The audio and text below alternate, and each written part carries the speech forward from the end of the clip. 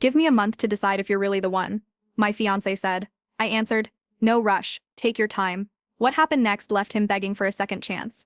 Let me paint you the picture of how my world got flipped upside down on what started as just another Tuesday morning. I'm sitting at my desk in downtown Chicago, my coffee getting cold while I'm running numbers for a client portfolio, when my phone buzzes with a text from Adam. 6 years we've been together. 8 months engaged with our fall wedding already booked at this gorgeous venue in Naperville. I'm thinking it's probably him asking what I want for dinner or complaining about a difficult client from his freelance work again. Instead, I read the words that would change everything. Natalie, I need a month to evaluate whether you're really worth committing my entire life to. This is important to me. Just like that. No context, no warning, nothing. I stared at that message for maybe 15 minutes, reading it over and over, waiting for the follow-up text that would explain this was some kind of joke or mistake. It never came. My first instinct was to call him immediately to ask what the hell was going on, but something in my gut told me to pause. So I typed back something simple. Take all the time you need, Adam. I understand. Then I set my phone down and tried to focus on work, but my mind was spinning. 6 years together, we talked about kids, picked out baby names, argued about whether we'd stay in the city or move to the suburbs. 8 months ago, I'd said yes when he proposed at Navy Pier during the fireworks show, his whole family watching through FaceTime because they lived in Phoenix. Now suddenly, he needed to evaluate whether I was worth his life. By the way, if you're watching this story unfold, I'm curious. Drop a comment and let me know what city you're tuning in from. I love knowing how far these stories travel. The more I sat with it, the more something didn't feel right. This wasn't Adam having cold feet or pre-wedding jitters. This felt calculated, like someone had coached him on exactly what to say. By lunch, instead of being heartbroken or angry, I found myself getting curious about something I'd never really examined before: our finances. See, I'm a financial analyst by trade, but when it came to our personal situation, I'd been running on autopilot for years, just handling things to keep the peace. Adam lived in my downtown condo and paid me $400 a month, which didn't even cover the HOA fees, let alone his portion of the mortgage. He was on my health insurance through my company because freelance graphic design didn't come with benefits. The car he drove every day, lease was in my name because his credit was shot from defaulting on student loans. His credit cards were maxed out from buying equipment and taking trips to find inspiration. So I'd added him as an authorized user on mine for emergencies that somehow happened 3 times a week. I started doing the math and it was staggering. I was essentially subsidizing another adult's entire lifestyle while he contributed the bare minimum and acted like he was doing me a favor. The man who needed a month to decide if I was worth his life had been living off my financial stability for years without ever acknowledging it. That realization hit me like cold water. This wasn't about love or compatibility or whether we were right for each other. This was about him treating me like a resource rather than a partner. While I'd been quietly handling everything to avoid drama and keep our relationship smooth, he'd gotten so comfortable with the arrangement that he felt entitled to put me on probation. So I did what any good analyst would do. I started making calls. First, I called Marcus, my property manager, and asked about procedures for removing someone who wasn't on the lease. Professional conversation, all business. Then I called my insurance company and inquired about removing a domestic partner from my plan. Turns out it qualified as a life event, so I could do it immediately. Finally, I logged into my credit card accounts and reviewed all the shared expenses from the past year: every dinner out, every shopping trip, every weekend getaway. I'd been paying for everything while telling myself it was because I made more money and wanted to be generous. But generosity requires gratitude. And looking back, I couldn't remember the last time Adam had actually thanked me for anything. He just expected it. When I got home that evening, Adam was already packing a bag. He'd left a note on the kitchen counter saying he needed space and would be staying with his friend Tyler for a while. No explanation about the text, no conversation about what was really going on, just him grabbing clothes and toiletries like he was heading out for a normal weekend trip. I think this is best for both of us right now, he said without making eye contact. I need to figure things out. I watched him pack and didn't say a word. Part of me wanted to ask questions, to fight for answers, to beg him to stay and work through whatever this was. But a bigger part of me was curious to see how long his evaluation would last once he realized that his financial safety net was about to disappear. He kissed my forehead on his way out like nothing had changed. Like he wasn't walking away from 6 years together to go figure out if I was good enough for him. The door clicked shut and I was alone in the condo we'd shared for 4 years, surrounded by all the furniture I'd bought and all the pictures of our life together. That's when I made the calls that would change everything. Wednesday morning is when everything I'd set in motion the day before came crashing down on Adam's world like a house of cards. I was in my office early, reviewing quarterly reports when my phone started buzzing like an angry wasp. Text after text after text. By the time I actually looked at it, there were 52 messages and 23 missed calls, all from Adam. The first few texts were confused. Nat, my card got declined at Starbucks. Can you check if there's an issue? Then they got progressively more frantic. The gas station declined my card too. What's going on? By message 25, he'd figured it out. You removed me from your credit cards. Are you serious right now? And by message 45, he was in full panic mode. Natalie, I can't buy groceries. I can't get gas. You can't just do this to me. I set the phone aside and went back to my reports. He wanted a month to evaluate whether I was worth his life, while he was about to get a real clear picture of what life looked like without my financial support. Around 10 that morning, my office phone rang. It was Cameron, Adam's younger brother, and he was furious. "Natalie, what the hell is wrong with you? You can't just cut Adam off like this. This is financial abuse." I had to laugh at that one. "Cameron, let me explain something to you. Financial abuse is when you control someone's access to their own money. I removed Adam as an authorized user on my credit cards because we're no longer together. He has his own bank account, his own business, and he's a 33-year-old man with a degree. He can support himself. But he's been relying on you for years," he shot back. "You can't just change the rules overnight." "I didn't change any rules, Cameron. Adam did when he decided he needed to evaluate whether I'm worth his time. Well, now he can evaluate what his life looks like funding himself." The conversation went downhill from there, with Cameron calling me everything but a decent human being before hanging up on me. 20 minutes later, my assistant knocked on my door. "Natalie, there's a woman online too claiming to be your future mother-in-law. She says it's urgent." Elaine, Adam's mom, was somehow even more worked up than Cameron had been. "Natalie, honey, I don't know what's gotten into you, but you need to fix this situation with Adam right now. He called me crying, saying you've cut off all his cards and he can't even buy food." I took a deep breath and used my most professional voice. "Elaine, Adam and I are taking a break while he evaluates our relationship. Since we're not together right now, I thought it made sense to separate our finances. He's got his own income from his freelance work and his own credit cards. But those cards are maxed out, Natalie. You know that. Then maybe he should focus on paying them down instead of evaluating whether I'm good enough for him." There was a long pause. "You're being cruel, Natalie. This isn't like you." "What's not like me," Elaine, "is standing up for myself, but I'm learning." After I hung up, it hit me how deep this whole thing really went. It wasn't just Adam who'd gotten comfortable with my financial support. His whole family had been benefiting from it for years. Cameron's DUI lawyer when he got in trouble last year. Elaine's help with medical bills when her insurance didn't cover everything. Adam's cousin's wedding gift that I'd written the check for. They'd all gotten used to Natalie the ATM, and now they were panicking because their access had been cut off. If you're still with me through this mess, hit that like button because this is where things really took a turn. Around lunch, my friend Lauren called with information that confirmed what I'd already started to suspect. "Hey girl, I was at that new place in Wicker Park last night, and I saw Adam there with some woman. They looked pretty cozy, if you know what I mean. Thought you should know." I thanked Lauren and hung up, but I wasn't surprised. See, there was something I hadn't mentioned to anyone yet. A few weeks ago, I'd been using Adam's iPad to look up a recipe and his text messages had popped up on the screen. Turns out, when you share an Apple ID, everything syncs, including dating app notifications. He'd been active on 3 different apps for the past 4 months, right up until a week before he proposed. I'd scrolled through enough conversations to see the pattern. He was shopping around, keeping his options open while keeping me as his safety net. The woman Lauren saw him with was probably Jessica, based on the messages I'd seen. Young marketing manager with her own place, seemed eager to impress, probably had no idea she was being auditioned as my replacement. The beautiful thing about being a financial analyst is that you learn to look at data objectively without letting emotions cloud your judgment, and the data was crystal clear. Adam hadn't gotten cold feet about marriage, he'd gotten greedy. He wanted to see if he could upgrade while keeping all the financial benefits I provided as a backup plan.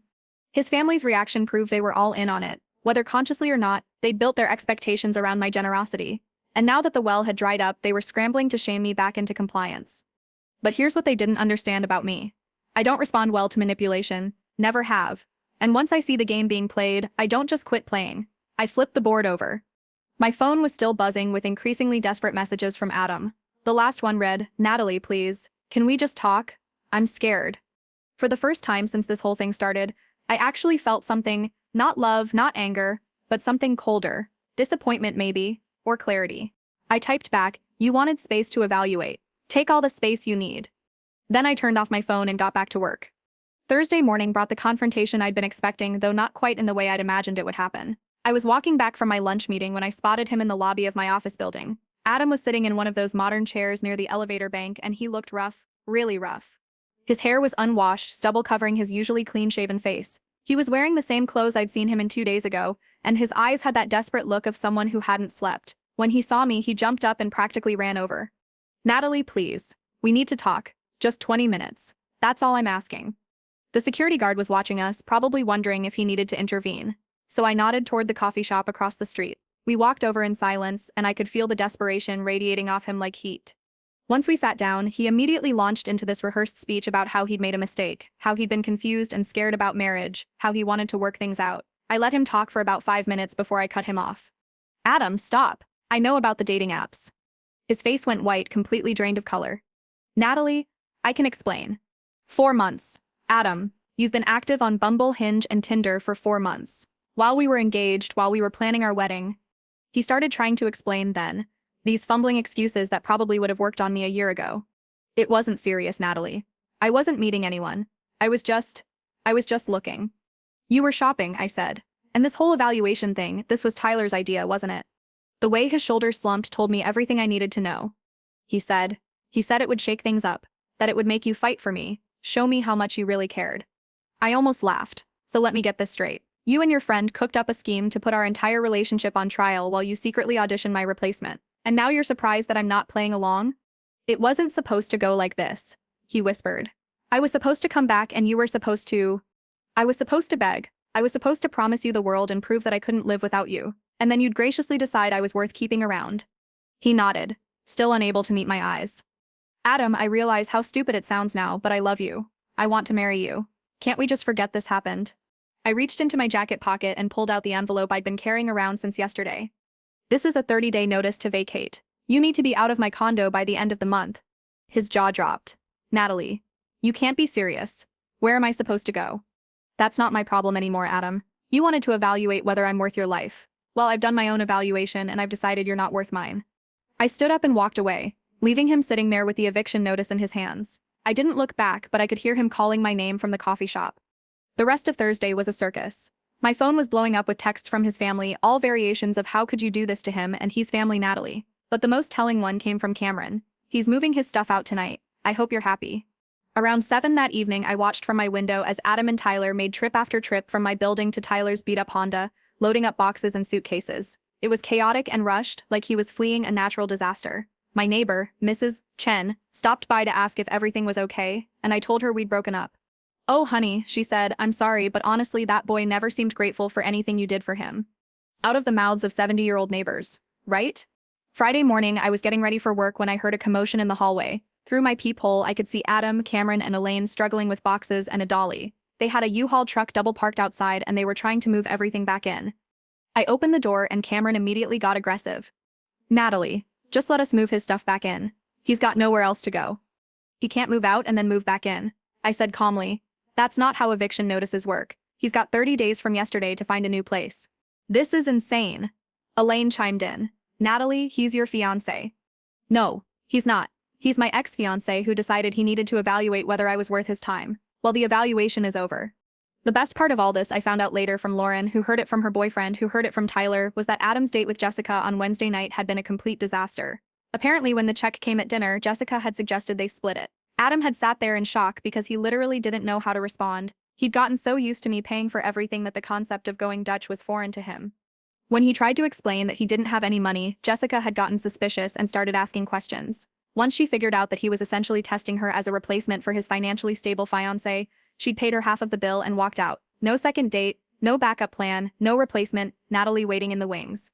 I learned later that Jessica had actually texted her friends and said something like, "Ladies, I just dodged the biggest bullet of my life. This guy is a complete leech." By Friday afternoon, Adam was officially homeless and single, with maxed out credit cards and a freelance business that barely covered his phone bill. The man who needed a month to decide if I was worth committing his life to had lost everything in less than a week. And the crazy part, I felt absolutely nothing. No guilt, no regret, no second thoughts. Just relief that I'd finally seen the situation clearly. The final act of this whole drama played out exactly 1 week later, and it was both pathetic and revealing in ways I hadn't expected. I was coming home from my Pilates class on a Thursday evening when I found Adam waiting by my building entrance. But this wasn't the disheveled, desperate man I'd seen the week before. He'd clearly put effort into his appearance. Hair-styled, clean-shaven, wearing that navy suit I'd bought him for his cousin's wedding. He looked like the man I'd fallen in love with 6 years ago, and I could tell that was exactly the point. Natalie, please just hear me out. 5 minutes. Against my better judgment, I let him into the lobby. We sat on the same chairs where he'd packed his life into boxes just a week ago, and he launched into what was obviously a carefully prepared speech. I've been doing a lot of thinking this week, and I realize I made the biggest mistake of my life. I want to fix this. I'll go to therapy, I'll get a real job, I'll cut off Tyler if that's what it takes. Natalie, I love you and I want to marry you. It was a good performance, I'll give him that, but I'd learned to look past the surface. Adam, why do you want to marry me? Because I love you, obviously. No, I mean really, what is it about me specifically that makes you want to spend your life with me? He faltered for a second, then gave me this generic answer about how I was kind and stable and we had history together. So I pressed harder. If I lost my job tomorrow and had to move back in with my parents in Indianapolis, would you still want to marry me? The silence stretched out for almost a minute. Finally, he said, Natalie, that's not fair. That's not a realistic scenario. It's a simple question, Adam. If I couldn't provide for you financially, would you still want to be with me? Natalie, I can't afford to live in Chicago on my own. The rent alone would take everything I make, and I still have my credit cards to pay off. I need. He stopped, realizing what he just admitted. You need what, Adam? I need stability. I need security. Natalie, you know I've never been good with money? And there it was. The truth. Finally. Adam, let me tell you something that might help you understand what really happened here. You didn't lose me this week. You lost me 4 months ago when you downloaded those dating apps and started shopping for my replacement. This week, you just lost your funding. His face crumpled. Natalie, that's not true. I do love you. Maybe you do in your own way. But what you love about me isn't me. It's what I provide. The condo, the insurance, the credit cards, the safety net. You love my stability more than you love my company. He tried a few more angles after that. Could he stay in the condo until he found his own place? Would I co-sign an apartment for him? Absolutely not. Could he borrow some money to get back on his feet? Not a chance. Each rejection hit him like a physical blow, and I watched him cycle through anger, bargaining, and finally desperation. Natalie, please. I'm begging you. I have nowhere to go. You have your family, you have your business, you have the same resources every other adult has to figure out their life. But I can't do this alone. Then you probably should have thought about that before you decided to evaluate whether I was worth your time. That was the last conversation we had face to face. But it wasn't the end of the story. About a week later, Adam launched what I can only describe as a social media smear campaign. Facebook posts about financial abuse, Instagram stories about how women use money to control men, tweets about toxic relationships. He painted himself as the victim of a manipulative partner who trapped him financially and then abandoned him when he tried to stand up for himself. It was actually pretty clever the way he spun it. He never mentioned the dating apps or the evaluation period or the fact that he'd been living off my income for years while contributing almost nothing. Just poor Adam, struggling to escape an abusive relationship with a controlling woman who'd cut off his access to money out of spite. For about 48 hours it worked. He got sympathy from mutual friends, supportive comments from people who didn't know the full story, even a few offers of help from strangers who believed his narrative. Then my cousin Rachel got involved. Rachel's a lawyer and she doesn't mess around when someone comes after her family. She'd been following Adam's posts with increasing irritation and she'd finally had enough. Rachel made her own Facebook post and it was surgical. She included screenshots of Adam's dating profiles from the past 4 months, screenshots of text messages where Adam had bragged to Tyler about how easy it was to get me to pay for things, screenshots of bank statements showing the thousands of dollars I'd spent supporting someone who was actively looking for my replacement. She laid out the timeline methodically, the months of dating app activity, the evaluation scheme, the desperate scrambling when the money got cut off, and then she ended with this line that just destroyed Adam's whole narrative. This isn't financial abuse, this is financial independence. Every adult should try it. The post went viral in our social circle. Adam's sob story crumbled overnight as people started asking questions he couldn't answer. Why had he been on dating apps while engaged? Why hadn't he just broken up with Natalie instead of putting her on trial? How exactly was it abuse for someone to stop paying your bills when you were no longer together? The sympathy evaporated and Adam deleted all his social media accounts within a week. 3 weeks after our final conversation, I ran into Lauren at our usual coffee place and she updated me on the aftermath. Adam was living with his mother, Elaine, in a cramped apartment in Aurora, working extra freelance gigs to help cover Elaine's bills since he could no longer rely on Natalie-funded family support. Cameron had stopped speaking to him after Adam had asked him for money, and Tyler had distanced himself once he realized the manipulation scheme had backfired spectacularly. Meanwhile, I was doing better than I had in years. I'd started going to the gym regularly, something I'd let slide during the relationship because Adam always wanted to do other things on weekends. I'd met someone there, actually, Marcus, a pediatrician who insisted on paying for his own coffee when we went out, who had his own place and his own car and his own life that didn't require my financial support to function. We'd been on 5 dates and each time he'd either paid his share or covered the whole check himself. It was refreshing in a way I hadn't realized I'd been missing. But more than the new relationship, more than the extra money in my account each month, what I'd gained was clarity about what I actually wanted in a partner. I wanted someone who saw me as a person, not a provider, someone who contributed to our life together instead of just consuming from it. Someone who respected me enough to be honest about their feelings instead of playing manipulation games.